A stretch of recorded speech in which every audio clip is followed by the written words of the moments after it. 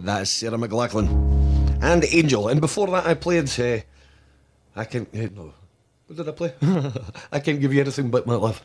It was the wrong track. It was supposed to be Making Whoopee, but Lisa Scott, thank you very much for bringing that in anyway. That's all right. That's fine. It's a good track as well. It was Billie Holiday covered that, so it's all right. It's a live show, as I always say.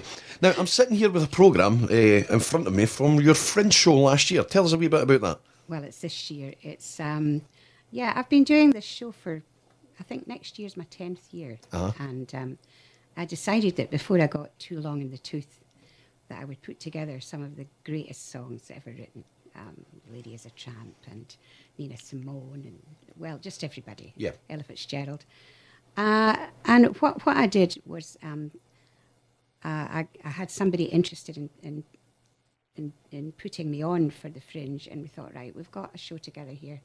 Let's do it. And I was asked back. I've been asked back every year. Do I make a lot of money? No, but I break even. I have the best of guys working with me, as you'll see from the programme. And last year I was lucky enough to have Bob Heatley. I asked him if he would jump in and do Cry Me a River with me. I gave him a set and he said, Cry Me a River sounds good, Lisa. And he came on, and what a difference. And of course he was wonderful. He was wonderful. And I remember the keyboard player, Donald Christie, played keys for me last year. He's the Glen Eagles man. And he said to me, now watch what you're doing here. He says, because don't be running on back on the stage in the middle of his solo. And sure enough, I'm ready to jump in from the side. And he just gave me a glare. And you think you've got it all sorted, you know, all dressed up to the nines in long gloves and big long dress. And he's just looking at me as much as to say, not yet.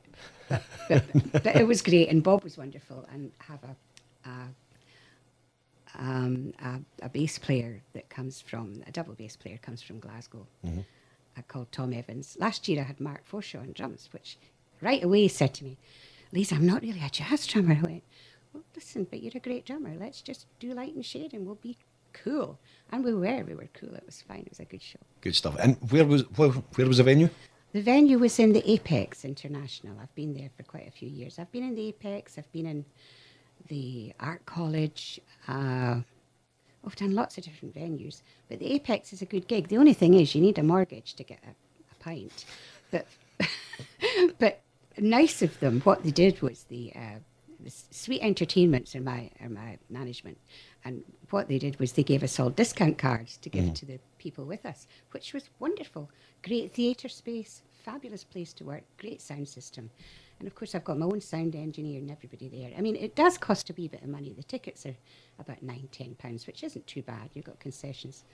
And at the end of the day, when you pay everybody, you're lucky if you're left for your bus fare, you know. But it works, and it's good, and it's professional. It's a chance to come out on stage in a small theatre and just, you know, do your thing. Now, we were talking off air as well about something similar, about musicians that you play with. You know, you've had the good grace to have played with loads and loads of talented people, and you were telling me about some of them off air, and you were saying, you know, it'd be great if you could put on the best show with the best guys all the time. You know, it'd be great, but unfortunately sometimes the budgets, and you know, it's not possible to put everything together on such a big scale. It can't be done, and especially if, I mean, there's no such thing as really a hit record today, as you'll know. Everybody downloads everything. If you're popular in your own town or your own country, and people like you, that as far as I'm concerned, that is enough. That's fabulous. And as you say, to put on a show and get everybody together, they'd probably all end up with enough to get a taxi fare home. But they'd be doing it because they love it. I mean, I had a show in the Blind Poet, just a pub. Yep. Great venue that we call the Sunday Service that Ian Pettigrew started, who you'll know of. And my last one was October, and I had Dave Swanson, Paul Manson, Bobby Heatley, Laurie Ball, great keyboard player. But we did different stuff. We did stuff, Billy Joel and Lionel Richie. And then, of course, all the rockers, because all of a sudden people want me to do the Stones and Tina Turner, which is right up my street. But these people are fabulous. And I have a young guy filling in for Rab Howett called Calvin Laidlaw. in Bannerman's at the moment. But wonderful, and they were there because they loved it. They weren't there because it was Lisa's paying us 20 quid. You know, I mean, it wasn't 20 quid, I'm just saying that. Yep. But so I'm back there on the 13th of January with these guys, and I have already said to them, I'll see if I can increase the budget slightly, maybe enough to get, you know, a coffee. But no, putting on a big show would require a lot of money, selling tickets. And I'll tell you a wee bit about that in a minute. Putting something on in the Voodoo in March. Excellent. We can talk about it now. I'm going to go back to talking about the Blind Poet and the Sunday service. I've only managed to get along once because I'm usually always working. Yeah. And I popped along one day. It was the Henderson brothers who were hosting it. And Fabulous. A great day. I did a wee song with Willie Logan on guitar. Oh, and, you know, he's fabulous as well. absolutely Yeah. tremendous. And it seems now that just to let the listeners know that the Blind Poet Sunday service is 4 o'clock till 7 o'clock at the Blind Poet, which is up at the south side, and you've got some of the best musicians around. You've got the best. Yep. You've got the best. Who just congregate to have a bit of a jam, a bit of a laugh, Kenny and play some Kenny good music. Herbert's been there. Of Yep. course, Bob's been in with me. We've got some fabulous people. The Henderson brothers, you just mentioned them. Mike Breen was on last week with Shameless, with Mark Marney. I don't want to miss anybody out because they'll say, Lisa, you didn't include me. But, the best that there are come to the Blind Poet. And it started off in Powder Hall with Robin Hunter running the place. And he brought everybody in. And that's where I first started to do rock and roll. I got up with Shorty Rogers. I don't know if you've had him on. I've not, no. He's fabulous. And he's probably one of the oldest guys in the business. But I got up to sing with him, and on the strength of that, people said, do you do rock and roll? I went, yes. And that's how it started. So I started to go and join and support everybody else that was on each Sunday, then had my own gig. So, yeah, good place. It's good, and it's good to be able to work with other people and, you know, and just expand on what you do. You know, do different styles, as you said, you know, doing different stuff and getting up and doing stuff that maybe you wouldn't do normally, but, you know, it gives you a chance to go and indulge. Yes. I think if you see somebody who you maybe worked with a long time ago and you say, do you remember we did that number? Oh, right, I don't know if we could do it now. Let's just, you know, run through a couple of wee chords, and I'm game if you're game. Let's just try this and see how we get on. And a lot of it sometimes is just a hit or a miss, but it gets there. If you're confident enough and you've got somebody at the back, is by the time you get into the second verse, you've done it. You've got it, you know, and then you just want to do longer and longer. But yeah, it's great. I'm lucky to be working and, you know, getting up with lots and lots of different great musicians just now. So. Brilliant. Now, I'm just going to go back. I'm going to play a track that you do in your show, the Fringe, and I think, you know, I've got to admire the you know, I'm trying to remember. Rod Stewart went back and did the Great American Songbook, and, you know, he decided to sing the songs that he loves, and that's what you've done with this show as well. You've sung some of the great songs of time. Yes. I mean, I started off, my father and mother, they were Glenn Miller fans, and gradually through the years, I mean, of course, Bing Crosby at that time, and people like Dean Martin, but Sinatra, for me, perfect phrasing.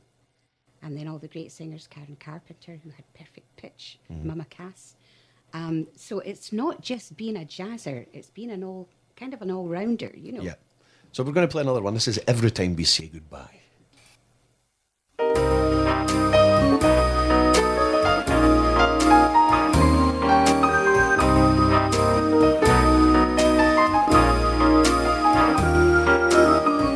Every time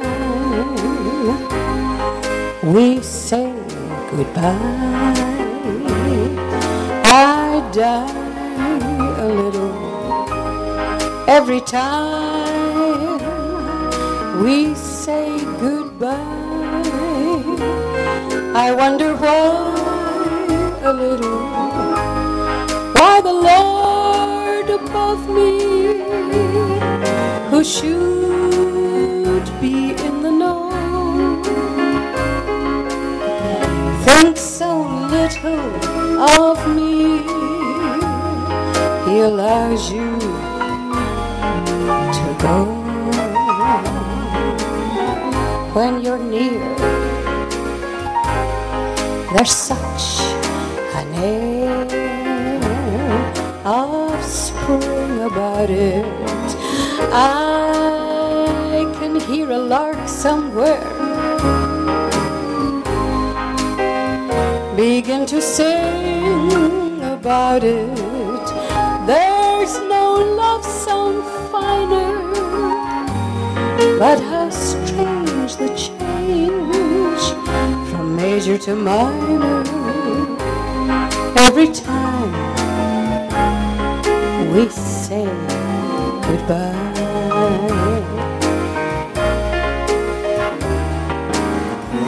Every time we say goodbye, I die a little. Every time we say goodbye, I wonder why a little, why the Lord above me, who should be in the know, every time we say goodbye.